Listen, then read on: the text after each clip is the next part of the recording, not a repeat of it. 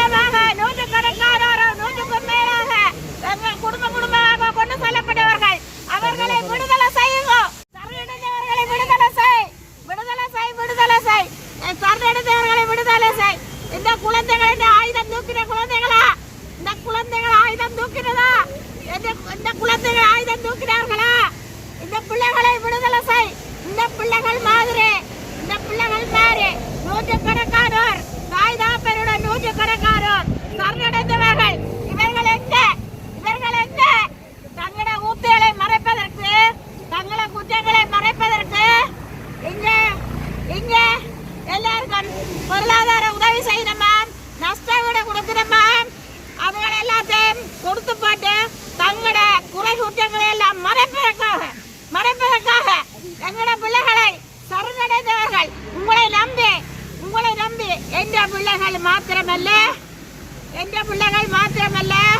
பல குடும்பங்கள் பல குழந்தைகள் உங்களை நம்பித்தான் வந்தவர்கள் இவர்கள் எங்க உள்ள கதை முழுக்க போய் எங்களை பிள்ளைகளை எங்களை நம்பிடுங்கள். இந்த பாலங்களை என்ன செய்கிறீர்கள்? இந்த பாலங்கள் எங்க? இந்த பாலங்கள் தூக்கினவர்களா? எங்க பாலங்கள்? எங்களை பிள்ளைகளை எங்களுக்கு விடுதலை செய்து விட வேண்டும். நாங்கள் இப்ப காத்தர்க்கத்தை இருக்கின்றேன். எங்க பிள்ளைகளை விடுதலை செய்யுங்க. கழிந்து காணாமலாக்கப்பட்ட உறவுகளின் சங்கத்தின் தலைவி இன்றைய தினம் இந்த பொதுக்கூட்டமும் நிர்வாக தெரிவுக்கும் நாங்கள் இதில் கலந்து கொண்டிருக்கின்றோம். அதே போன்று இன்றைய தினம் இந்த சுழற்சி முறை போராட்டம் 23ஆம் தேதி தொடக்கமான போராட்டமானது 23ஆம் தேதி யாழ் மாவட்டத்திலே ஆரம்பிக்கின்றது. அதே போல 23 யாழ் மாவட்டத்தில் தொடங்கின போராட்டம் சுழற்சி முறையில் 8 மாவட்டங்களில் நடைபெற்று 30ஆம் தேதி வரை நடைபெறும்.